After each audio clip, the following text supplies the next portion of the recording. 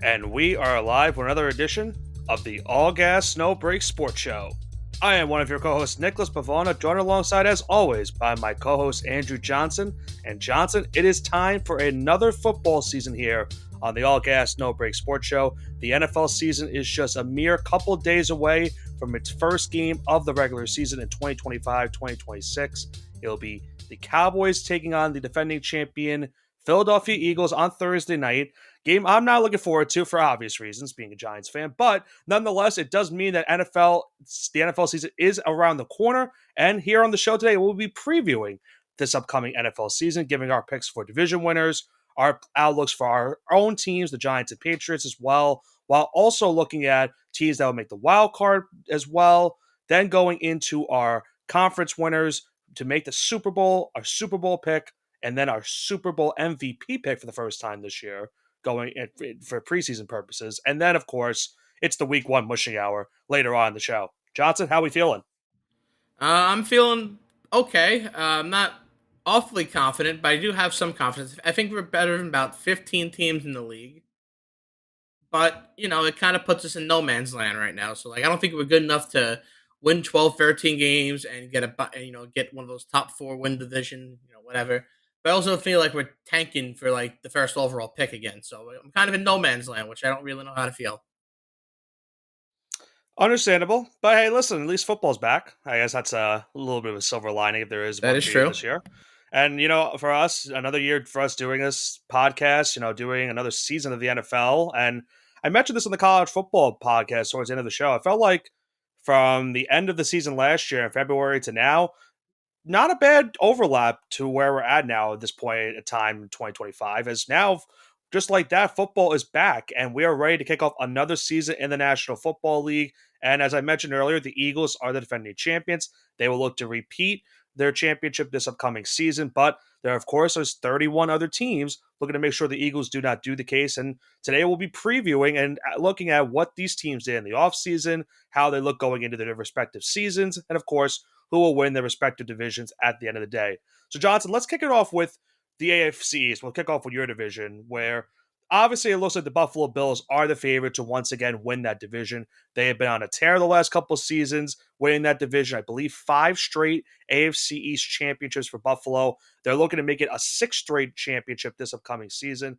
And if you look at the rest of the division, it's a weird spot because you have another, tumultuous season for the Jets after what happened last year with Aaron Rodgers and company. Now they have a whole new slate, new head coach, new quarterback, basically a whole new bunch of players there. So they're pretty much looking like to be in rebuild mode again.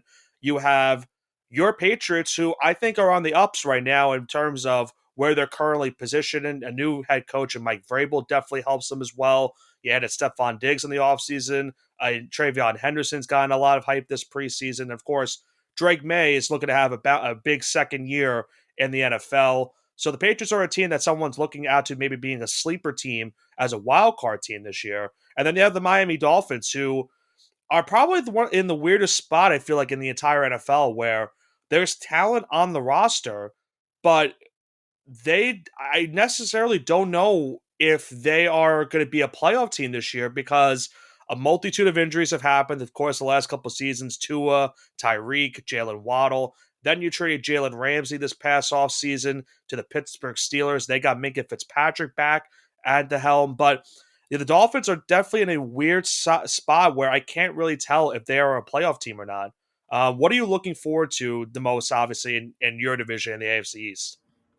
Well, I'm kind of looking forward to how the Dolphins and the Jets are going to be able to respond now because for the last couple of years, it was kind of expected that the Jets were going to do something and the Dolphins were going to do something. And now the pressures, it reached a boiling point in New York where they had to get rid of Aaron Rodgers. They killed the experiment. They're not playing primetime anymore. They're not playing Sunday night football, Thursday night football. I feel like every game where when Aaron Rodgers was supposed to play that entire year, it was just a years long games of primetime games. That's not happening. The Dolphins, they were looking good. They had their new coach. They had the young offense. They had Tyreek Hill. Tua was looking good. And now they've taken a step back the last couple of years.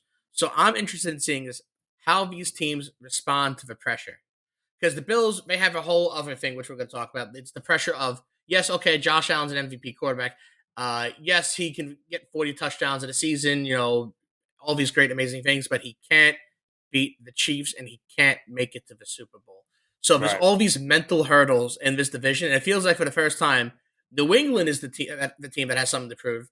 And all these other teams, it's the pressure on them. So New England right now is playing with house money. They have a first year head coach in Mike Vrabel, a second year starter in Drake May. They get a brand new running back. Stephon Diggs it's going to be the first year he's there. And again, I'm not too happy about that signing. I've said it before. I think it's terrible, but I hope he proves me wrong. And that's what I'm looking forward to. How about you, Nick? I think for this division, in terms of what I'm looking forward to, it's basically I think we're both of the same agreements that it's probably Buffalo's to lose. It's really tough for us to really say I think this team can win it. I think the only way Buffalo doesn't win the division is if something bad foreseen happens for this team, and I just don't really see it happening this upcoming season. I have Buffalo to win the division, and the thing I'm looking forward to the most is what I kind of talked about earlier. Will we see New England take that step with Mike Vrabel this upcoming season and maybe be a sneaky wild card team, or will they, keep still rebuilding, maybe win 7 games this season and get it back into the right step? And then it's also looking at what the Dolphins are going to do, because the Dolphins, again, have the talent there at the helm, but can they put it all together? Because if not, it might lead to some changes in the offseason for a multitude of things, not only head coach, but you might have to start talking about maybe replacing quarterback as well, even though you paid Tua Tagovailoa a lot of money just a couple of years ago. When And you're a season, he's going to be the savior of that team. Book it. yeah, I know why you're saying that. You Hey, have a lot of no shade against Arch, but after yesterday, everyone looks mighty dumb after saying Quinn should be benched, all this nonsense when Arch wasn't ready last year either. So hey, that's all I gotta say is it seems like he's kind of been slept on, has all this negative connotation. All he needs is a chance, and I think he'll get it eventually in Miami. And then the Jets, I mean, like I said, they're in another rebuilding phase. I don't know where they're going at this point. The It Jets doesn't are the really Miami Marlins of the NFL. It's just rebuild have after to rebuild, have rebuild to after rebuild. rebuild. Yeah, But hey, at least Miami got 2 championships, right? In the that's last true. 25 years. That's true. So they got something. I do like Aaron Glenn, but I don't know how much he's really going to be able to help. The Jets are pretty much in a spot where they are still a quarterback, away from maybe making the playoffs again. And right now, they're just nowhere near close. And a quarterback away might not even be the case, because they pretty much said that with Aaron Rodgers 2 years ago. So who knows? But like I said, I think we're both in agreement. It's the Bills to lose. Yeah, it's the Bills to lose, and I think the Bills will win around 12 games, and I think New England will win somewhere around between 9 or 10 games, and 10 games might be enough for them to sneak into the playoffs. Vegas has the Patriots winning 8 games, and I think they're gonna be a little bit better than that, but we'll see. I would say they have a favorable schedule that could get them They that do, opportunity to do so. So they I do. I don't I think don't hate that. I do think if you take a look at the New England Patriots schedule, it is very favorable, like you just said. If you want to take a look at the beginning of the season in particular, they're going to kick. And again, we're not going to do this every team, but just we do have our teams Yeah, here, the Patriots and the Giants. They're going to be host the Raiders, which are going to be who terrible, knows with right? them? Yeah, I And don't know then the Raiders. I feel I'll talk about the Raiders later. I feel like the people might be sleeping on Vegas. They have a lot of yeah, talent on that they team. do, but it's their first game. They could be a lot better Right, at week 11 than week 1, especially on the right. road. That's what I'm saying here. I know Genti, awesome. They have Gino. They got Pete Carroll. Bowers, yeah, Yeah, so they're gonna be good, but they'll be better week 11 than they are week 1. It's yeah. not I gonna be get one it. of his teams that falls apart. They could get better as the year goes on, but it's week 1. I would chalk that New England. Then New England goes Yeah, down to Miami. Just they're gonna lose. They always lose in Miami. Then it's the Steelers by week 3. it's I a think they weird can win. game. It's gonna be a weird game. I think they can win at home, and then they're gonna host the Panthers. So there's a strong chance this team is very good one by week 5, by the end of week 4, and after that it's Bills, Saints, Titans, and Browns. They can win 3 of those games. This team could easily be 6-2 by the end of October. Yeah, So it's gonna be about how they start here. They're gonna get that strong start, and then they're gonna struggle in the middle. They're gonna play the Bengals. They're gonna play the Buccaneers. They're gonna play the Bills again. They're gonna play the Ravens. So they're gonna struggle towards that latter half. So if it looks like, oh yeah, they were a fraudulent team, no, it's because they beat up on the weak teams the first half of the year, and if they can just take care of business the first half of the year, and then in the middle of it, beat the Jets once. Unfortunately, they could beat the Giants, and then maybe beat the Bills at home late in the season. It could possibly happen. It's happened before with worse teams, and they beat the Dolphins at home. That's 10 wins. Yeah. That's 10 wins right there. So it's a feasible 10 wins. I'm not saying, oh yeah, it's a lock, whatever, but it can happen. And what would you say the over under was for them in the season? Vegas has them at 8.5. Eight So and a they have half. it around, yeah. So the under 8.5 is plus 115, and the over 8.5 is minus 135. So they have them at 8 wins. They have the Patriots somewhere around 8 wins. So I'm Okay. saying it's 10. It's not really. I'm not really being too egregious here. Yeah. No, I get it. And I mean, like I said, after we make our division picks, we'll make our 3 wild card picks as well. So Patriots, right now, it sounds like might be a wild card team for you. We'll get to that in just a little bit. But let's talk about the next division, Johnson. Let's talk about the AFC North, where I think you can make the case, of course, for 2 teams in the division. I would have said a third team, but I don't know what direction they're going in either. They're kind of like the Dolphins for me in the AFC East.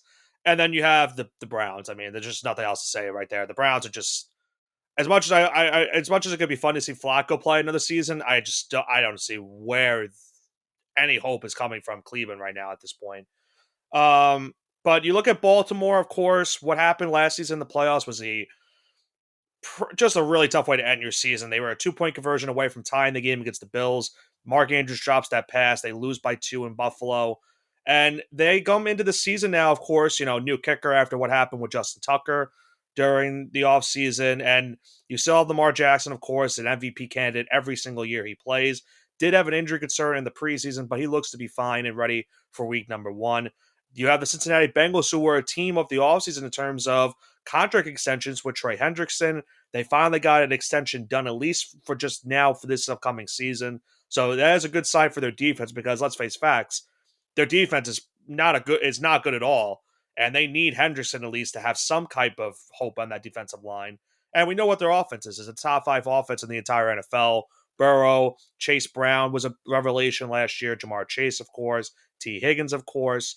There's just a lot of talent on that offensive team. And for a team that missed the playoffs last season, they want to get back this year, or else, a topic that you and I have discussed a multitude of times here on the podcast is Zach Taylor's, on the hot seat or not. Because if they don't make the playoffs again for this upcoming season, it's really going to be tough tough to keep him at the helm as the head coach of the Bengals. And then finally, the Steelers is the team where I'm weirded out and where they're going because last year they started off fine. They were battling with Russell Wilson and Justin Fields at quarterback. They still made the playoffs somehow, some way at the end of the season. They lost to Baltimore in the wild card round. And now they have another new quarterback, and it's Aaron Rodgers. And of course, with Aaron Rodgers comes all this, you know, I don't want to say controversy, but it's basically controversy with him anytime something happens. And, you add DK Metcalf. That was great. I mentioned earlier they added Jalen Ramsey as well. They extended TJ Watt this past offseason, too. So they've made some big moves in the offseason. And of course, they also they let Najee Harris walk, so now they have a new running back tandem in Jalen Warren and rookie Caleb Johnson out of Iowa. So the Steelers' offense, to me, is in a weird limbo where I don't know how they're going to do this season, but their defense is going to keep them alive in every single game. That's pretty much a guarantee for them. So with that being said, what's your outlook for this division, and who do you have winning the division? Bounce back year for Joe Burrow and the Cincinnati Bengals. I think that him and Jamar Chase are going to be a deadly duo. T. Higgins, although he just got paid, going to pay dividends. He's not going to be one of those guys. Oh, I got paid now. I'm done. He's going to look great as well. That offense is going to score 45 points a game, and the Damn defense right. is going to give up 42 games. Is going to give up to 42 a game. So Yeah. it's going to be very fun football. Expect a lot of overs to hit.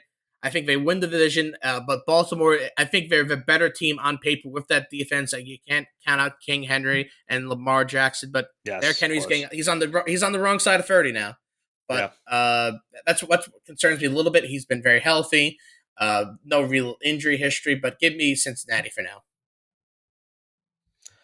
I'm gonna go with Baltimore. I think until I see something, until proven otherwise, I think it's their division still to lose. As you mentioned, on paper, when it comes to all around team, they are the best overall team in that division. The Bengals, in my opinion, probably have a better offensive scheme, just in terms of how they're able to run the ball with Chase Brown. They can throw the ball, of course, with Burrow and company. And it's not that Baltimore can't throw the football, but they're just so deadly on the ground. You talked about Derrick Henry, you talked about Lamar Jackson. You just keep that going for what they did last season. Baltimore's going to have another top 5 offensive season this upcoming year. And I think until I see something from the Bengals, maybe their defense improves this season. I'm not sure if it will, but Baltimore's got the second best defense, in my opinion, in this entire division behind the Yeah, Steelers. it is. So It's maybe in the NFL, the top, maybe the second best defense in the NFL. I mean, it's obviously, possible, yeah. early season there's other teams, but there's always one of those teams that their defense we think is really good. And it's like, all right, they weren't good at all. So I don't Yeah. know who it's going to be, but it's going to be one of them. I'm gonna go with just Baltimore. Just play it. I'm gonna go with the safe pick in my opinion in this division. But the Bengals, I think, will be a team that contends with Baltimore for the majority of the season as a threat in that division for the division title. So we'll see.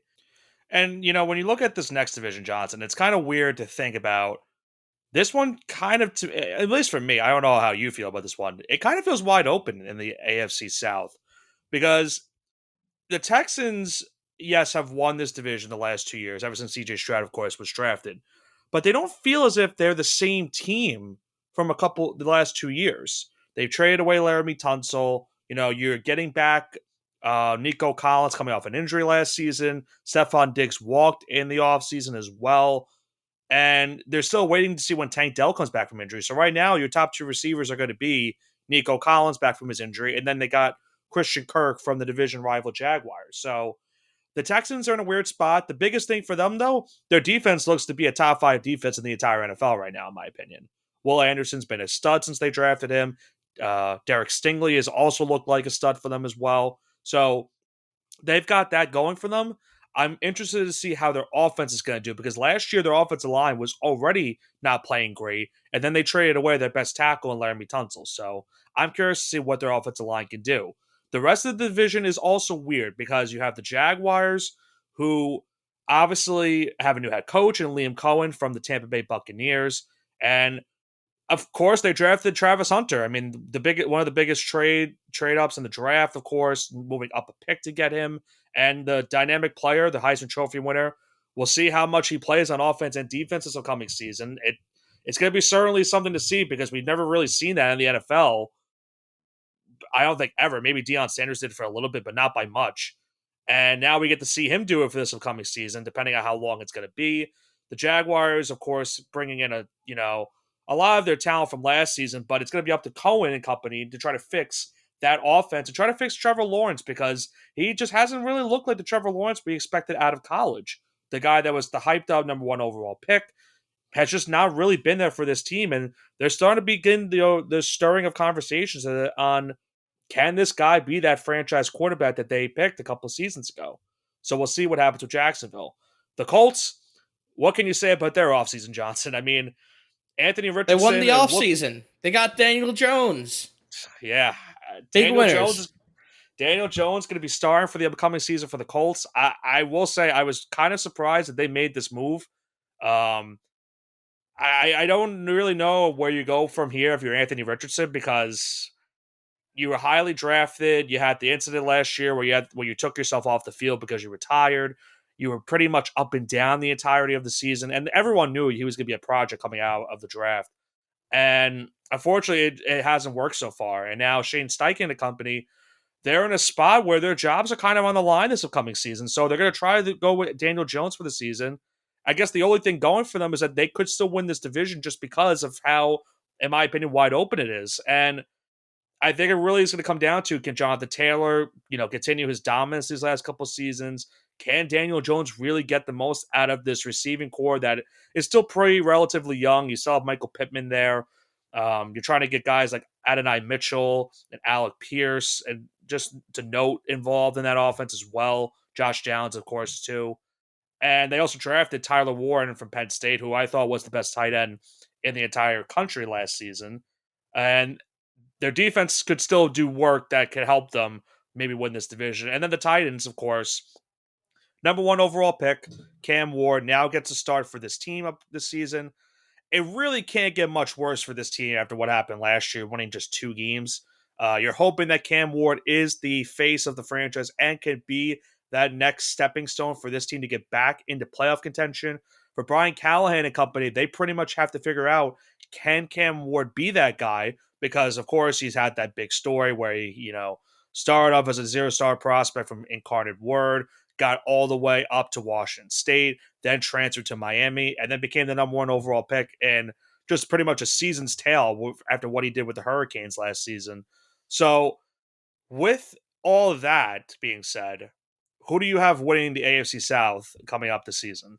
I think it has to be the Texans until proven guilty at this point. Like you said, we don't know what's going on really with the Colts, and Trevor Lawrence to me, he doesn't do anything for me. I don't. I think Mac Jones is a better quarterback than Trevor Lawrence. I think if you swap them out, their production would be the exact same.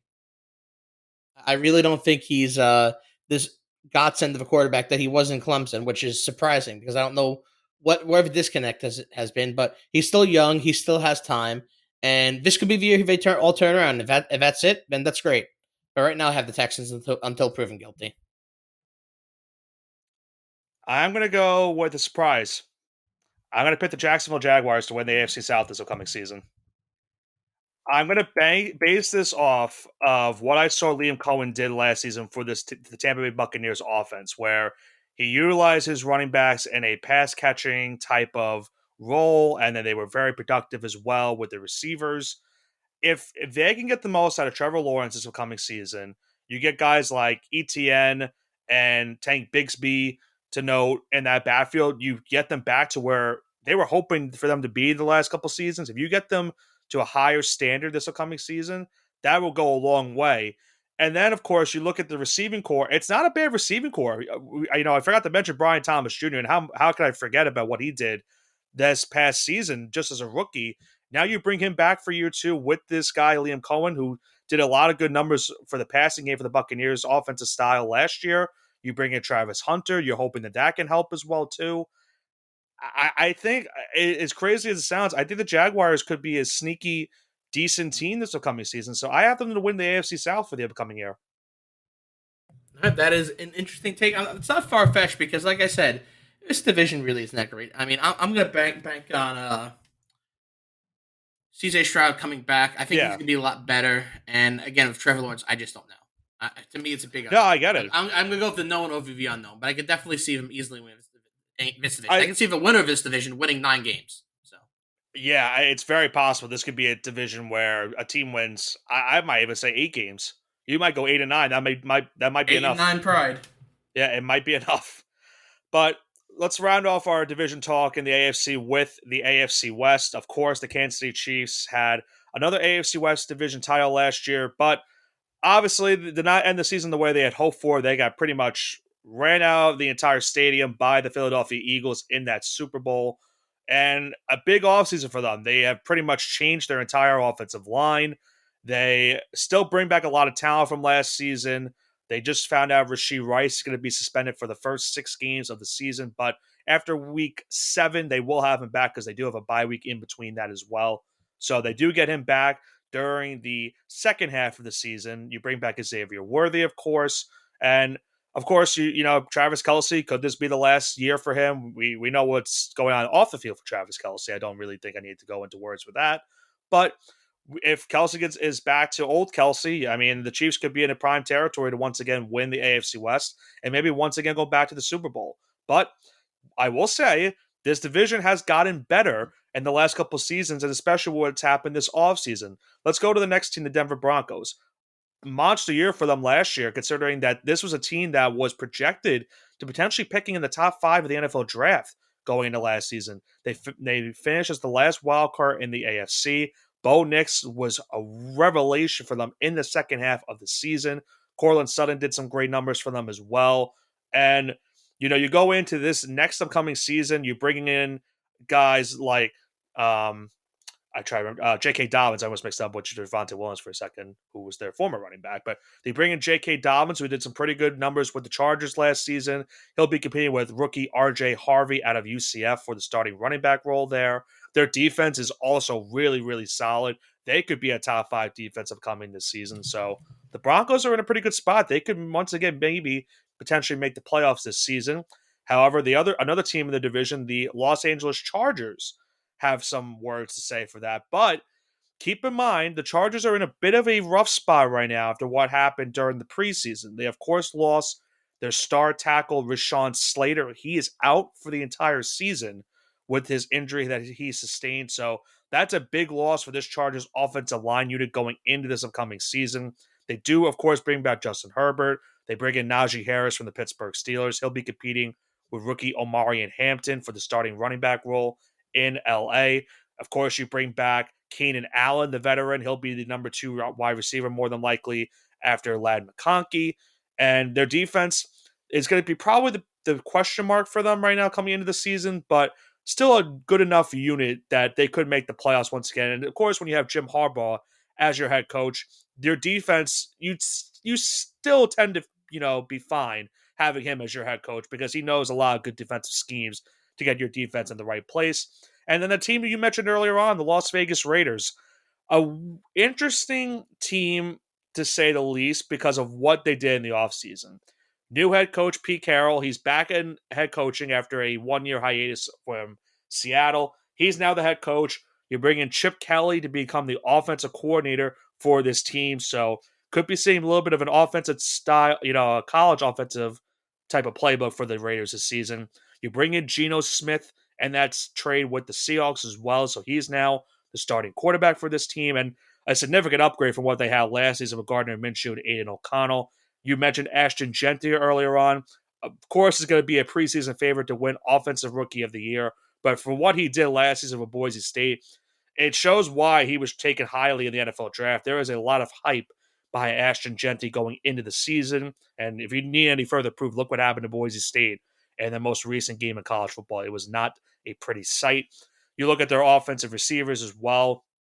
Biggest one, of course, being Brock Bowers, who had a number of records last year for this Vegas offense and could certainly duplicate that easily with now an upgraded quarterback this season in Geno Smith. And you look at the receiving core as well. They just brought in Amari Cooper. He's now packed with the team, which is a surprise to see. You still have Jacoby Myers for the time being, but he did request a trade.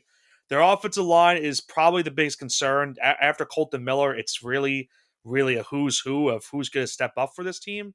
But they have a decent enough defense where maybe they could compete in some of these games. But I get the sense, Johnson, they're probably still maybe a year or two away from maybe being a playoff team. So with that all being said, who do you have winning the AFC West?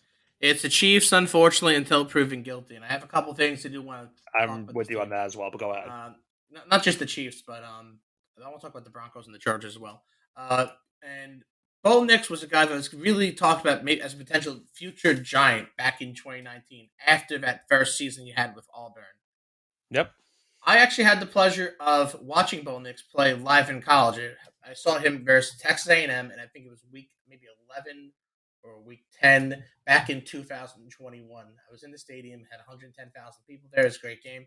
And to a lot of people, that Texas A&M game was the end or the beginning of the end of Bo Nix's tenure as a member of Auburn. Because if you remember that game, it was number 13 Auburn versus number 14 Texas A&M.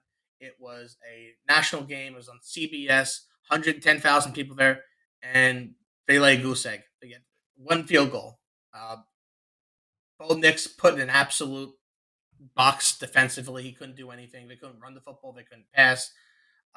And then he loses the next 4 games after that. So a team in Auburn, which he was 6-2, ranked 13, potentially a college football playoff, and he's just completely gone.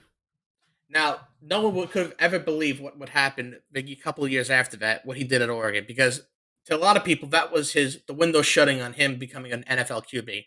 And now he's one of the best rookies that we've seen in recent memory. So they are going to have a bright future. Yeah, I don't hate it. I think that's where the Broncos are hoping for because I mean the Russell Wilson experiment.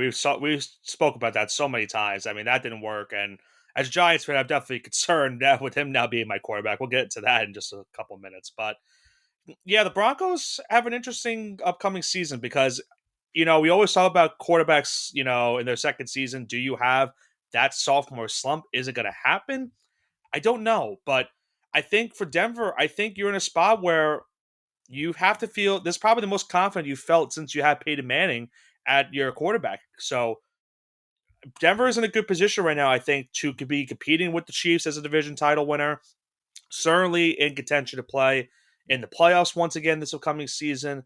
And it kind of ties in, Johnson, to our next part of this as to who we think the three wild card teams will be after these division winners. So we'll quickly recap. You have the Bills, Bengals, Texans, and Chiefs as your division winners. I have the Bills, Ravens, Jaguars, and Chiefs as my division winners. Who are your three wild card teams for the AFC? I might have kind of spoiled this, but the Ravens, obviously. I'm gonna go with the Patriots. I have to, Yeah, you don't and have to. You just want to. yeah, you know what I mean. And I'm going to go with the Chargers here. Okay. I'm going to go with the Bengals. I'm going to go with the Broncos. The last one has been tricking me so much. And I think you kind of talked me into it earlier, Johnson. I'm going to pick your New England Patriots to make it too. Yeah, the schedule makes sense. I'm not saying they're one of the top teams, but the schedule makes sense. It feels similar to, I don't want to say it's almost similar to what happened with the Giants a couple years ago where they made it.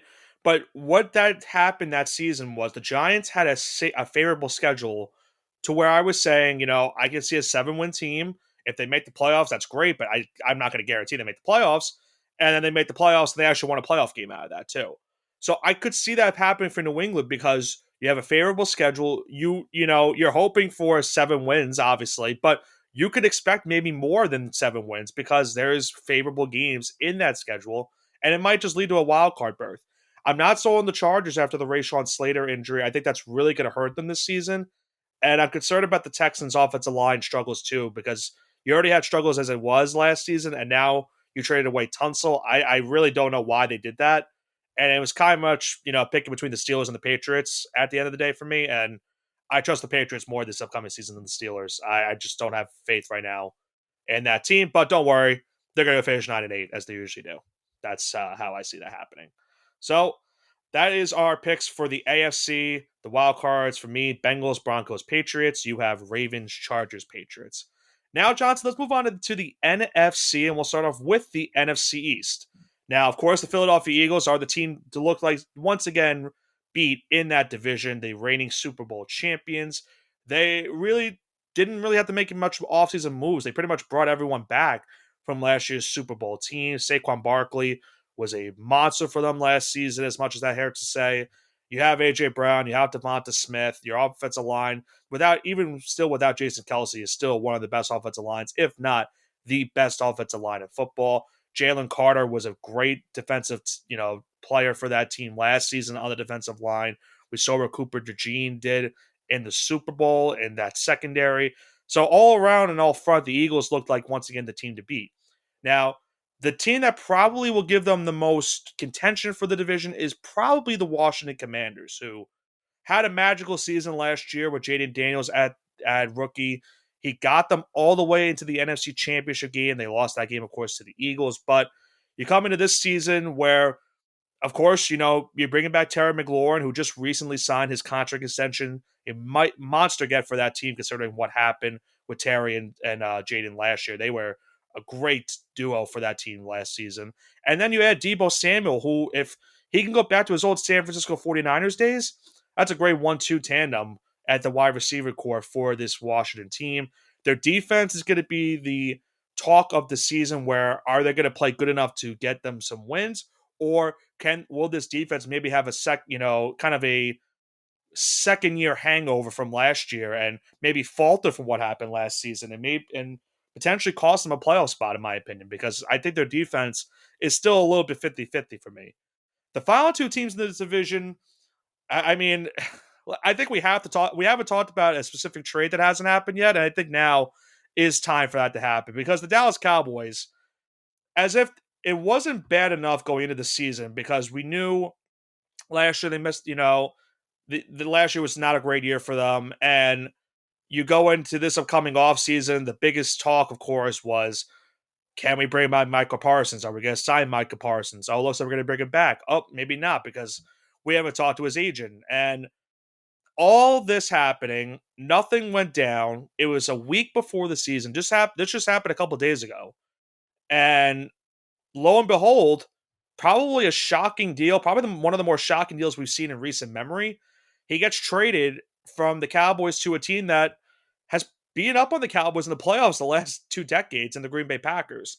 The Cowboys got 2 first-round picks at Kenny Clark in the deal, but it's pretty much now, to Cowboy fans, somewhat of a reset button. You still have a good offense, and with Dak Prescott at quarterback, you have CeeDee Lamb. You brought in George Pickens this coming off season, but the running back game is going to be really, really a question mark because it's Javonte Williams, rookie Jaden Blue, and Miles Sanders. So it's not really one to be happy about. And their defense just got significantly worse, unfortunately, for them because you don't have Micah Parsons now. You don't have that edge rusher that's going to get you double-digit sacks every single season. Now you have to find someone that's going to give you that production, and you might need multiple people to get you that production. So I'm not sure where the Cowboys go from there. As a Giants fan, I am not, in the slightest upset that this happened to them because it's just a really bad mismanaging of trying to bring back a player from a contract extension. And then to quickly round up our discussion with the NFC East, I'll talk about my New York Giants real quick. Last year, can't say much more. It was absolutely a bad season. 3 wins. The good news for the team, of course, is Daniel Jones is no longer with the team. They now bring in Russell Wilson to become the starting quarterback. He's got Jameis Winston as his backup, and of course, has got first-round draft pick Jackson Dart, who lit up everyone pretty much in the preseason. So there is some good signs maybe potentially for this team if Jackson Dart does pan out. The question is going to be, when will Jackson Dart start at one point during the season? I would tend to think that's going to happen at some point. It probably depends on if the Giants get off to a slow start. Will that happen? I'm not so sure. Going into the season, they had the toughest strength of schedule going into the year, but then after the Micah Parsons trade, their strength of schedule, I believe, moved down to the third toughest strength of schedule behind, I believe it was the Bears and the Lions tied for the top spot. But the Giants' biggest thing for them coming is going to be their defense. You brought in Abdul Carter, the rookie third overall draft pick, who's going to come into a unit with Dexter Lawrence, Kayvon Thibodeau, Bobby Okereke, middle linebacker. You have a secondary that is still young but could definitely improve. They brought in Paulson Adebo from the Saints, Tyler Newman at safety as well, the rookie from last season. Had a pretty nice rookie year for them. The secondary is going to be the concern, but their front seven is going to be the unit that the Giants are looking forward to the most, with Burns, Thibodeau, Lawrence, and now Duke Carter. That's what you have to be excited for if you're a Giants fan. Schedule wise for them, it's really pretty much Johnson, what you were mentioning earlier on, where, and we kind of talked about this yesterday. The Giants could be in a spot where they could start the season maybe 3-1, 4-1, or they could be 0-5. It's just really tough to tell where this team is right now. But we'll have to see. That's why you play the games on Sunday. So, with that being said, who do you have winning the NFC East this season? I've got the Commanders. I don't think it's gonna be the Eagles. Really? Yeah, I got the Okay. Commanders. I think the Eagles take a slight step back, and I think Washington overtakes. I don't think Jay Daniels has as big as a sophomore slump as everyone thinks. They're gonna keep the receiving core intact. They have a great rookie, but great potential for a standout rookie in their backfield. And I don't know. I feel like I just don't believe in Jalen Hurts. Even after the last season, I still don't really believe in him. I don't know why. It's just a gut feeling kind of thing. I don't think. Listen, Eagles are gonna have a great season. They might win 11, 12 games. I think the Commanders win it, and if they do win it, I think it's off a tiebreaker. So give me Washington for now. Okay. I'm going to go with the Eagles until I see something otherwise. But, I mean, Commanders would be an interesting pick if that does happen. I mean, after what happened for them last season, I guess anything's realistically possible for them. Maybe they could shock everyone and win the division. But I'll go with the Eagles. I think just until I see something different, they would have to be a spot where it's kind of what I said earlier for Buffalo, where it's pretty much theirs to lose. But if something catastrophic happens, then that's probably how they lose the division. So I'll go with Philadelphia to win the NFC East.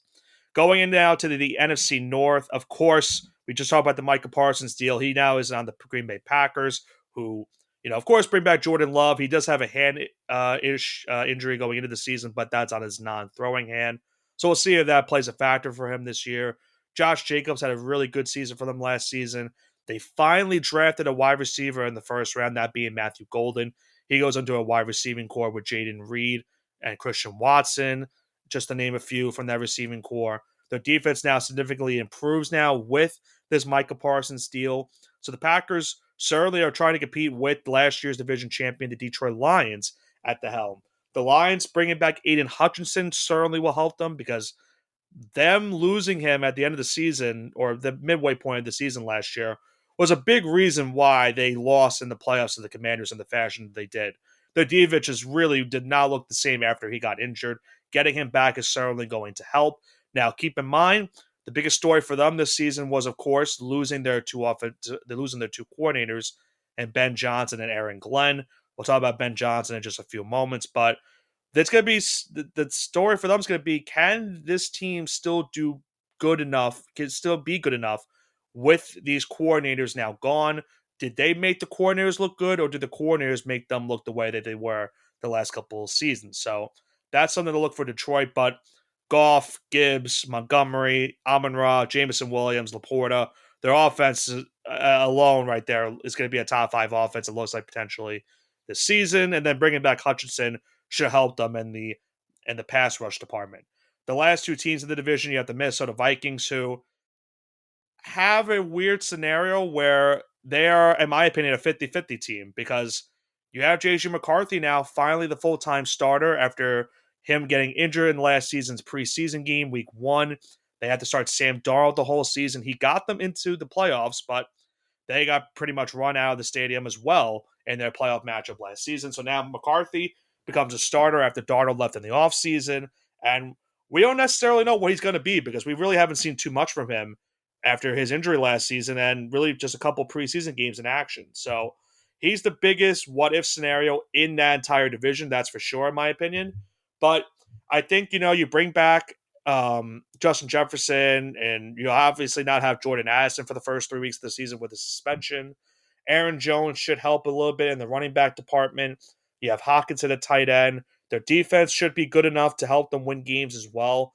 So the Vikings are in an interesting spot where, in my opinion, they're either, one of those playoff teams competing, or they might be a team that's struggling on offense because McCarthy just isn't panning out.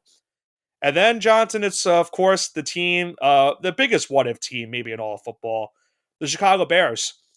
You bring in Ben Johnson from the Detroit Lions. He's now your new head coach, and he's trying to fix up all the offensive mistakes that the Bears have had in, I don't want to say the last 5 years, probably their entire franchise's history, because I don't remember what Caleb, you could probably correct me if I'm wrong. Did Caleb finish with 4,000 yards passing last year? He did not. Oh, trust me, he did not finish with Yeah, so 4,000 yards. they're still looking for their first ever 4,000 passing yard quarterback in team's history. Hey, I Now, mean, sometimes it takes a team, a year to do it, and sometimes it takes 100. 100, Usually yes, yeah. usually it's closer to usually it's not the latter, but hey, it happens. But I will say, bringing in Johnson could help them. I think this is a make or break year for Caleb Williams, that's for certain, because Ben Johnson is basically that offensive guru that has made Jared Goff look like a revelation in Detroit, and now you're hoping that could be the same for Caleb Williams in Chicago. DeAndre Swift still a running back. You still have DJ Moore and Rome Odunze and at a receiver. You now have Colston Loveland to pair a tight end with Cole Kmet. Their offensive line was a big upgrade in the offseason. They added, I think 4 out of their 5 offensive linemen will be new offensive linemen for them this season. And their defense was pretty good in the second half of the season, if you remember. It was a big reason why the Bears were winning some games last year after they traded for Montez Sweat, most notably during the trade deadline. So if they play the way they play in the second half of the season, the Bears could be a team that could be competing for the division and maybe even a wild card spot as well this upcoming season. So with that being said, who do you have winning this division where you could make the case, Johnson, every single one of these teams could maybe Besides win the division, or you could make the case maybe, but you could make the case they all could make the playoffs at least. You're right. If I were streaming, I could make the case for the Bears. That would I know definitely be. I know you're not a Caleb Williams guy. I know. No, until he is guilty, until proven innocent. At this point, Yeah. this is the only time I will use that terminology because he may be the 4th best quarterback in that draft. Like at the end of the season, Yeah, if everyone else performs, If May performs, if Bo Nix performs, uh, if Jane Daniels performs, he may be the fourth best quarterback in that draft. Again, It could be this worse is if way too McCarthy does early to good say too. this. What? Say that again. I was gonna say it could be worse if McCarthy does better than him too. Yeah, I mean, I'm not going to. I'm not going to I'm talk like not saying JJ. it will I haven't seen him happen, take but a single snap. But yeah, it's yeah, possible. it's possible if McCarthy pans out well and Williams plays bad again, then yeah, it's Yeah, but definitely a possibility. give me Detroit. Give Okay. me, a team that, yeah, they lost Ben Johnson, but Jared Goff still, he's gonna be really good, and they got that high powered offense with those receivers. Jameson Williams looks really good. They got Amon Ra. They got a dynamic backfield with David Montgomery and Jameer Gibbs. So give me Detroit for now. And they got one of the, I think, defensive player of the year potentially Nathan Hutchinson. So they got all Yeah. the bells and whistles. He's gonna be hungry to play, that's for sure. After getting injured last season, we know he's gonna want to have a double digit sack season, that's for sure. But I don't think he's gonna win Defensive Player of the Year because I think it's gonna go to Micah Parsons, and I think that's gonna be a reason why I picked the Packers to win this division. Um, I like the Packers going into the season before this trade, and I like them even now more after this trade happened. You add Parsons, that's going to do a lot for this defense that was pretty good and was pretty solid for the majority of the season last year. He's going to get you double digit sacks. He's going to help other guys in the defensive line as well. And that offense, I really think, is starting to turn a corner into a good position where they could be a top five offense this upcoming season. So I've got the Packers to win this division. It's going to be a close race between them and Detroit, but I think Green Bay just edges them out and wins this division at the end of the season. And then we'll go into the NFC South next, Johnson. Another Yeah, let's division do it. where it's tough to sell, really, because I think it's a two-team race, in my opinion. I don't know if you feel the same way. I think it's Buccaneers and Falcons to lose, and the Panthers are a team that isn't there yet, but I think they They're have on the the way. potential to be, yeah, they have the potential to maybe win 7 games this season. I'll go quickly into what these teams have done in the offseason. Buccaneers, they bring back Baker, of course. Rashad White was great for them last year. Mike Evans, we know the story with him. He'll look to get another 1,000 yards this year. You get Chris Godwin back at some point during the season. Emeka Ibuka from Ohio State, their first round draft pick, is going to be the guy to be the number 2 receiver until Godwin gets back. And when he does, you got a triple head monster there in the receiving core. Their defense is led by Vita Vea. That's all you really need to say about that defense. You also have Antoine Winfield Jr. on that defensive side. So the Buccaneers looking to win another division title. And considering, how everyone thought they're going to fall off after Brady left, they've done a pretty good job the last couple seasons making sure that that was not the case. Going into the next team, Atlanta, they're another team that is pretty much a what if because we saw 3 games out of Michael Penix last year starting for this team. He's now the full-time starter for the Falcons. If he plays good enough to where he did I think it was the last 2 games realistically. He did play the last 3, but I think one of those wasn't great. If he plays good enough in this upcoming season, the Falcons could be a really, really fun team to watch because you have Bijan Robinson, you have Drake London, we have our boy Kyle Pitts as well. Maybe this is the year, Johnson. We say it every single season with him, but maybe this Then you could be wake the up. year for Kyle Pitts. True. But I think this is big for the Falcons to do good because keep in mind, the Falcons do not have their first round pick this upcoming season in the draft. They traded it away to the Rams to get James Pierce from Tennessee in the draft. So it is very, very big on them to maybe make the playoffs this season, either as a division winner or as a wild card team. So that's a most importance for this team. Otherwise, it could lead to some changes in the offseason for that squad. Going into the final 2 teams, Carolina, I mentioned it earlier, they're not there just yet, but there is probably some hope for this team. Bryce Young, after getting benched last season, did look a lot better in the second half of the season. He did. And you look at what their offense looks like. Chuba Hubbard was great for them for the majority of the year, too, a running back. Their receiving core is still, I think, in my opinion, a question mark, but the way that they've been talking about the receiving core, they feel very confident in this team and what they could do for the upcoming season. So maybe they take some strides into getting that, Bryce Young better for the upcoming season. We'll have to see if it does work out for them at the end of the day. But Carolina could be a team that could be competing with a lot of teams. And then their defense is still another big question mark, too. They're pretty much just a whole question mark right now. But I don't think they're there yet to win the division. And then the Saints, I mean, what really can you say more about the Saints? Because they named Spencer Rattler the starting quarterback after Derek Carr retired due to injuries. He beat out Tyler Shuck, the rookie quarterback out of Louisville, in the preseason. You still have Alvin Kamara. When healthy, you still have Chris Olave, but that's a big, what if on him being healthy. Their defense lost Tyrann Mathieu to retirement as well in the offseason. Cam Jordan's getting near the end of his career as well. Kamara, going back to him, also, it's a possibility he could get traded at some point with considering he's up there in age as well. So the Saints, in my opinion, are just in a rebuild mode. They're nowhere near in contention for a division title at any point in time. But we'll see if, Kellen Moore, the new head coach, can do something for this franchise in the next couple seasons. So with that all being said, who do you have winning the NFC South? It's Tampa Bay until proven otherwise. They got Mike Evans, Mr. 1,000 yards. Chris Godwin's gonna have a slow start. They have what's the wide receiver? They have a Mecca. Mecca Ibuka, yep. Yep, they have a Mecca Abukaver. I knew that. Baker Mayfield, which I'm looking forward to his redemption arc that continues. He's over the age of 30 now, so he's getting up there in age. But he's been performing the last couple seasons. He finally found a home there. He's comfortable. You mentioned Atlanta, very interesting, but I just don't trust their quarterback play yet. And Baker, to me, is the best quarterback in the division. They have the best wide Yes. receiving core. And I think they have the best running backs, too. Chuba Hubbard's a close second. Alvin I'll take Kamara, he Rashad is the White. team. Yeah. I mean, yeah. Uh, Not it's Rashad White, just, sorry, Bucky Irvin. yeah, Sorry. yeah.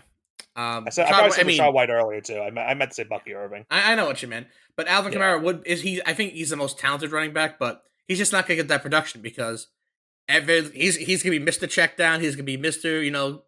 Power Eye. He's going to be getting the ball almost every. He might get 30 or 40 touches a game. That's why I say that he that's why I mentioned him in our fantasy preview, that he could still have a really good fantasy season because I feel like he's going to get the ball every single play pretty much, it feels like. Yeah, and I want to talk about really quick Bryce Young, who is getting better, but this is going to be a crazy stat. In 15 games at Alabama in 21, which was his best season, he had 47 passing touchdowns and 4,900 yards, roughly. 7 interceptions. He has currently, for 2 NFL seasons, 26 touchdowns. So for 30 career games, he's got 26 passing touchdowns. That means maybe by game 45, he would match his single season total at Alabama. So this is a real, and his yardage combined those 2 years is 5,200. So his one single season at Alabama is way better production wise than 2 full seasons in the NFL, which is crazy to think about. This is a guy, he should at least, you would expect it after year 2 of Bryce Young, at least 40 passing touchdowns. At least. But hey, he's got a lot of talent, and he looked a lot better, like we said at the end of the last season. So I hope he does get it. If he could have 25 passing touchdowns and like close to 4,000 yards, he'll keep his job. If he end up having 8 or 9 wins and he looks promising, he'll keep his job. Right. This is a big year for him. And I think for him as well, it's kind of like a year where you don't want to get benched again. I don't think it's going to happen, especially with Dalton still as your backup. But you can't afford it because if it does happen again, that's pretty much the end of your career, it feels like. Or at least in Carolina, that's the end of it. You get benched twice, that's not a good sight.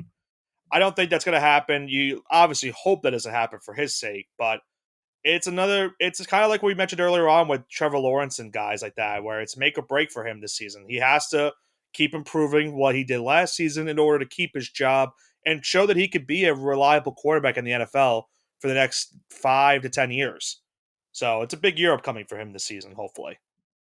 And then, Jonathan, let's round it out with the NFC West. 49ers, I don't know where they go from here because after missing the playoffs last season again with injuries, Brock Purdy's back. You're hoping that CMC plays at least more than one game this season after the year he had last year. Still irked about that for fantasy purposes. I won't get into that. But you do trade away Deebo Samuel. You don't have Brandon Ayuk to start the season because of injury. So your top 2 receivers are going to be Ricky Pearsall and Juwan Jennings going into the year.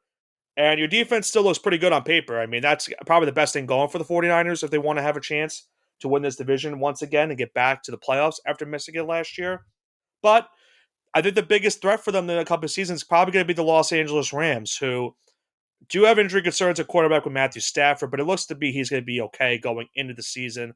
Kyron Williams is your running back, a great running back for them right there. A monster 1-2 tandem, and Devontae Adams, who they brought into the offseason. And, of course, Puka Nakua. They let a Cooper Cup go, but when you get added Devontae Adams after having a pretty good season for the Jets last year, albeit after what happened for the Jets season, he still is producing at this current age of his career. And their defense, despite not having Aaron Donald anymore, obviously, they looked pretty good last year and were a big reason why they got into the playoffs last season. So I think the Rams are a team to look out for the NFC this upcoming season if everything goes right and Stafford can stay healthy. The final two teams, the Cardinals, they're in another spot where you're still seeing what you have right now in your entire team, because is Kyler that dude? Is he your franchise quarterback? For now, yes. But long term, I don't know. You've only made one playoff appearance with him so far, and that one playoff appearance was a blowout loss. You have James Conner, a running back. You're still waiting to see Marvin Harrison Jr. take that big step after having a disappointing rookie season. Um, their defense is still in a different, position where they don't realistically know where they're going to be at. And on the offensive side, I forgot to mention, of course, Trey McBride, who was a monster for them last season. And you're hoping he and Marvin Harrison could be a big, nice 1-2 tandem and receiving wise for Kyler Murray this season. And then finally, the Seattle Seahawks. New quarterback in Sam Darnold. You don't have DK Metcalf anymore.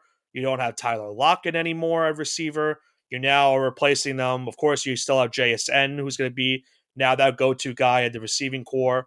You have now Cooper Kupp, as I mentioned earlier on, left the Rams. He is now going to be that number 2 wide receiver for Seattle. Their defense still is... it's weird because they're not a bad unit, but they also aren't the most impressive unit. They're probably like the middle of the pack defensive unit in the entire NFL. And you're still hoping that Kenneth Walker in the running back department can stay healthy, because that's been a major problem for him this entire career. You do have Jack Charbonnet as a nice backup, but yeah, Seattle's a weird team for me. I'm not sure how they're going to do this upcoming season. So with that being said, who do you have winning the NFC West? I really want to pick the 49ers here. I really do. However, I think the window is closed. The door is closed. I think it has to be the Rams. I can't pick the 49ers in good faith. I I know agree with you on that. it's just Stafford's really good. They got Puka Nakua. They have a lot of weapons there in offense, and 49ers are a declining team. I don't think Brock Purdy's all that good. So go with the Rams for now. Yeah, I'm with you on that. I'm not going to really back up much. I will say I'll just going to go with the Rams because the 49ers just have so much injury concerns. If they stay healthy, they're a playoff team for sure, but you can't really, you know, you have to go into a crystal ball pretty much to find out if they're going to stay healthy for the season. And I am not sure if they're going to. It's just the same thing for them every single season, unfortunately. So I'm just going to pick the Rams because they're probably the safest pick for me in this entire division. I don't trust Seattle. I still don't trust Arizona. And if I'm picking between San Francisco and LA, I will rather go with LA. So I will go with the Rams as well. Quick recap of our division winners before we go into the wild card.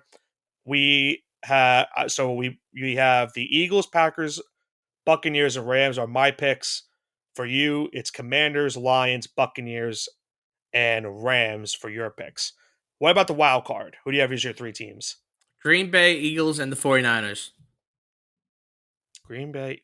Okay, so you still have San Francisco making the playoffs, despite the Yeah, I fact, haven't making the despite I haven't making the playoffs. It's gonna be close, but they'll be in the playoffs. They're just not gonna be the division winner. Okay, I'm gonna go with Lions, Commanders, and I know you're not gonna agree with it, but I'm gonna go with the Bears. I think Good one. I just think that this is a Got step jokes up on this here. show now. Nick's actually debuting his stand-up comedy live Hey, here in front of everyone. I had the Jets the Super Bowl last year, so you should already know that was how a that's good been one. going. That was a very good Yeah. joke. Yeah, it was a pretty good one. My stand-up act will be will be every week here on this show, making picks if that's the case. But I'm gonna go with the Bears just because I think the talent is there. I think if everything goes right, which I think it will, I pretty much spoke about this on the fantasy pod too, but I think the Bears are going to have a pretty good season. So I'm going to go with Chicago as my last wildcard team. I think they're legit the last team in the NFC. So I have 3 NFC North teams making the playoffs this year. So for us wildcards, it's Packers, Eagles, 49ers for you. For me, it is the Lions, the Commanders, and the Bears. Now let's go into the final portion of this segment, Johnson. Let's go into our MVP pick. Who do you have winning the MVP for this upcoming season? That's Joe Burrow. Joe Burrow, okay. Joe Burrow. Yeah, I mean, and if he throws for the yards that you were talking about earlier, it's probably going to happen. It's 5,000 probably going to yards, happen. 50 touchdowns. Incoming. I am going to go I'm going to go with Lamar Jackson. I think a lot of people were irked that he didn't win it last season, so I feel like he's gonna have extra motivation for the upcoming season. He's gonna probably use that to fuel himself to win another MVP. And am I saying this also because I have him in fantasy? More than likely, that's probably why I did this pick too. But I just think Lamar Jackson's just such a you know an insane talent. He's a guy that should be winning multiple MVPs. He's already won 2. He'll probably get his 3rd one this upcoming season. So give me Baltimore's Lamar Jackson as my MVP pick. And then Johnson, let's do the final one picks of this segment. Super Bowl matchup, Super Bowl winner, and who do you have winning Super Bowl MVP? I've got Bills Lions. You got the Bills and the Lions. Okay. Bills Lions, and I'm going to I have. see. What I wonder why you're taking the Bills in the mushing hour. Wow, I wonder why. And I have I the wonder why. Lions beating the Bills and Jared Oh, Goofball as my Super Bowl MVP, coming full story arc with Detroit. It becomes a win-win trade. That Rams Lions trade for Stafford and Goff becomes win-win for both teams, and Jared Goff leads the city of Detroit to a Super Bowl. And now, since it's the mushing hour, this is when you wake up. okay. Jared Goff MVP. That would be something. That would be definitely something. For my Super Bowl pick, I'm going to go with the Baltimore Ravens against the Green Bay Packers. And I will go with the Green Bay Packers to win the Super Bowl this season. I just like what they've done this offseason and adding Parsons. I don't know how much more I could say. I think it's going to really help them this upcoming season. And for my Super Bowl MVP, I'm going to go with the guy that got ran out of Vegas. I'm going to go with Josh Jacobs as my Super Bowl MVP. Got a pretty bad rep, and he did monster numbers for not only Vegas, but look what he did last season for this Packers team, too. I think 17 rushing touchdowns last season for them. I don't think he's going to run for that many this season, but I think what comes Super Bowl time, I think he's gonna if they get there against Baltimore, I think he'll have a monster game. So give me Josh Jacobs as my Super Bowl MVP. Round out quickly before we go to the mushing hour. I have Ravens and Packers with the Packers winning and Josh Jacobs as my MVP. And you have the Bills and the Lions with the Lions win the Super Bowl and Jared Goff, or as you like to call him, Goofball, winning your Super Bowl MVP. But Johnson, that of course leads us to our final part of our show this week. And it's of course everyone's favorite part of the show when we do these podcasts. It is the mushing hour. And I always ask you this question, Johnson, but I feel like it's a good time as any to ask it once again. For those that don't know, what does the mushing hour entail for this upcoming week 1 in the NFL? It's a play on the witching hour. Wins become losses and losses become wins. This is where losers become winners because neither of us pick them, and winners become losers because we both pick them. Yes. And if you need any further proof, just look at my college football picks. I'm off to a bad start once again. Hey, I'm 2-2 right now, so that's You're way doing better. good. I'm not doing good. If I can go one game above 500 this week, that's a great week. Yeah, I don't know what I was thinking when I was making those college football picks. I promise to do better for the NFL picks. And listen, last season was a pretty good year for you and I picking wise. I probably made a little bit too many double selections last season, but I was still over 500, which I'll definitely take. And you were 80 and 64 with 2 ties. 55%. Very, very good. 55% on the year. Great year. So let's kick things off with, of course, the NFL season opener on Thursday night. That game being taking place in Philadelphia. I almost forgot the stadium name. I don't know how I forgot the stadium name. Lincoln Financial Field.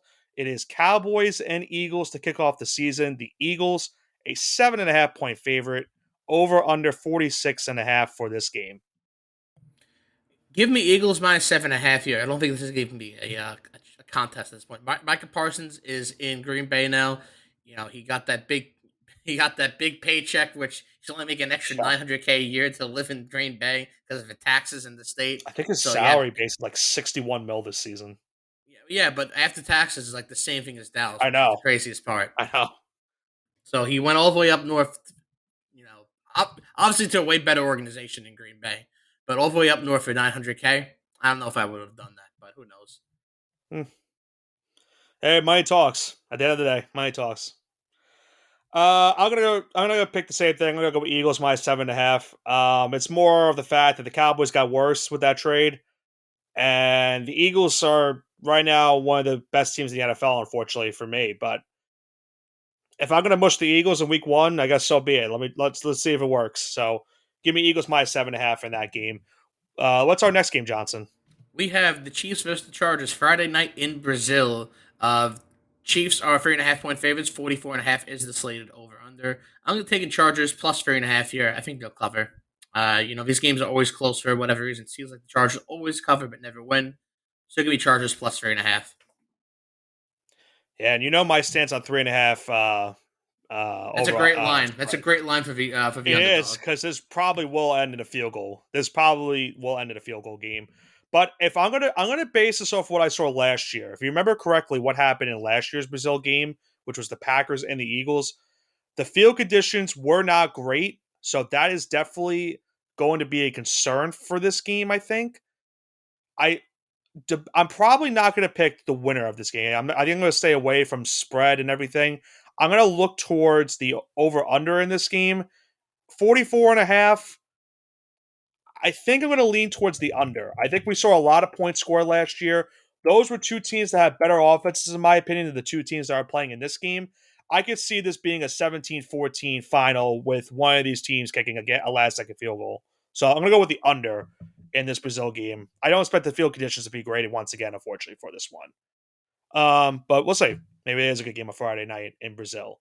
Our next game, we go into our Sunday slate, the first Sunday games of the season. And this one on paper probably isn't, a big headliner, but of course it's Aaron Rodgers' return to the Meadowlands where he takes on his former team, the New York Jets.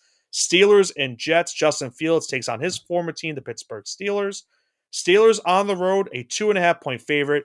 38.5 is the over-under. They are expecting a low-scoring game in the Meadowlands. Who do you have this one, Johnson? Give me the Steelers here. Steelers minus 2.5. Aaron Rodgers gets his revenge. I'm right with you. I don't have faith in Jets right now. It's a close spread. I don't have much faith in the Steelers either, but the Steelers are still a better team than the Jets. So I'm going to pick Steelers minus 2.5 as well. Keep it short and sweet. What's our next game? We have the Buccaneers at the Falcons. Buccaneers are 2.5 point favorite on the road. Over under slate at 46.5. I'm taking Bucks minus 2.5. These two, I mean, if you remember the games they played last year, these were two fun games that they played. A lot of points were scored in both matchups, if I remember correctly. I think they split both matchups, if I'm not mistaken, too. I think both the home teams won in their respective matchups. Um, I will go with the Falcons plus 2.5.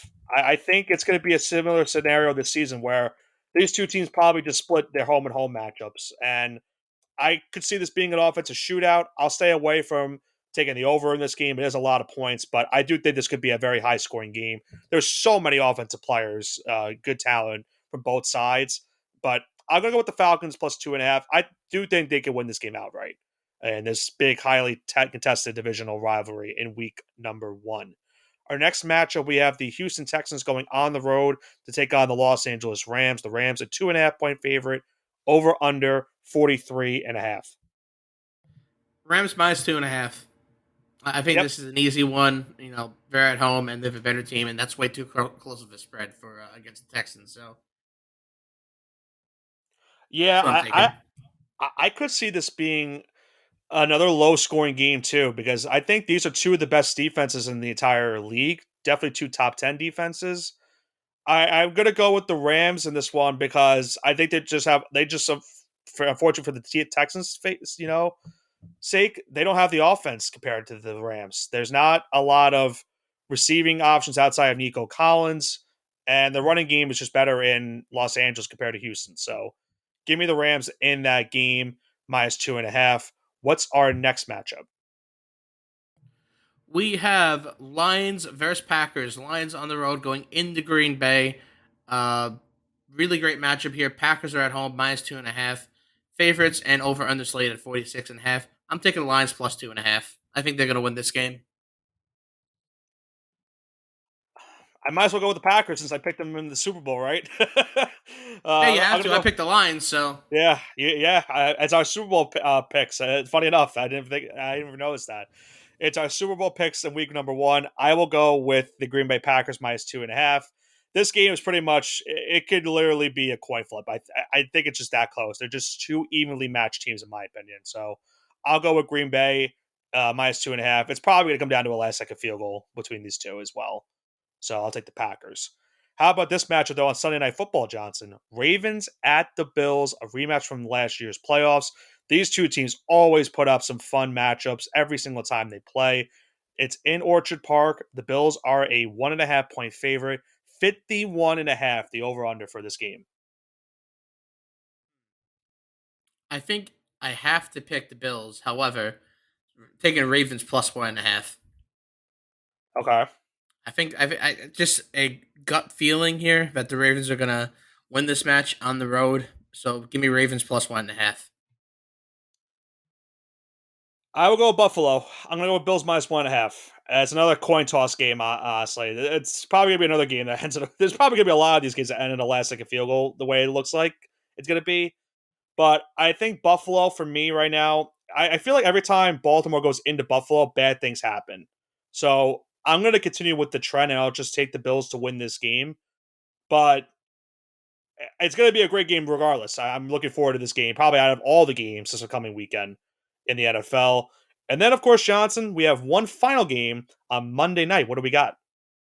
We have Vikings versus Bears. Vikings going into Soldier Field in Chicago on Monday Night Football. Vikings are the away team, however, they are favored by 1.5 points. Over under set at 43.5. I'm taking the Vikings over here. Vikings 1.5. I might as well take the team that I picked in the playoffs. I'm going to go with Chicago +1.5. I respect the consistency. I will say, JJ McCarthy going into Soldier Field for his first NFL start. I'm I think that's a good test to see how he's going to do because that's a hostile environment in Chicago. I really think that's an early good sign for McCarthy to see how he's going to do if he's going to pan out this season against a Bears team that I think is going to be a really good improved team this upcoming season. So I'll go with Chicago +1.5 at a highly contested NFC North showdown. And the NFC North is going to be on full display this week because all four teams are playing against each other to start week one. You don't really see that very often when you have week one of the NFL season, and we're going to be seeing it to start this year. So that is our picks for week one of this year's NFL season. Hopefully, Johnson and I continue our trend from last year and have another record above 500 going into this 2025-2026 season. Johnson, any final thoughts you have on just this week or just for your Patriots before we wrap this one up? I'm looking forward to another great season of football, and like I said before a million times, Patrick Mahomes better have 16 touchdowns by week 5, or you'll never hear the end of it from me. Yeah, I know. Get ready, folks, because he's been waiting for this. I'm waiting. This is Patrick year Mahomes 3 of what topic. I've been saying for a little bit, so you better Yep. perform. If you don't know, just tune in the next couple weeks. You might want to hear it. Patrick Mahomes has a rough start to the season. For me, I'm just looking forward to another great year of football. Obviously, last year was probably one of the not greater experiences for football for me just because of what happened for my team. And then, of course, the Eagles win the Super Bowl. But I have a lot of good expectations for this upcoming season. I think the Giants will be a lot better than everyone expects. At least I'm hoping that's the case. We'll see if Jackson Dart starts. We'll see if Russell Wilson pans out, for at least for the start of the season. And I'm looking forward to seeing how Abdul Carter and Cam Scadaboo, I forgot to mention him earlier too, but how those rookies maybe play out for the majority of the season. Hopefully they do pan out as well, and maybe get the Giants into a spot where they win 7 games, and then there's hope on the horizon for this team for the next couple of years. So we'll see. I have a lot of hope going into the year, but I'm just looking forward to the great NFL season this upcoming year. But that's going to do it for this week's edition of the All Gas No Break Sports Show. It is week 1 of the NFL season coming up this week with the Eagles and Cowboys kicking it off on Thursday night, Chiefs and Chargers on Friday in Brazil. Of course, some big games on Sunday, Lions and the Packers, Ravens and Bills on Sunday night, and it all ends with Monday Night Football, the Vikings, and the Bears. But that'll not be the only time you hear from Johnson and I this week on the All Gas No Break Sports Show. The next time you'll be hearing from us, we'll be recapping week 1 of the college football season, a very big week 1 of the college football season. We'll be recapping those games and then going in to our week 2 preview for the college football season. And we'll be back here next week for our week 1 recap of the NFL season going into week number 2.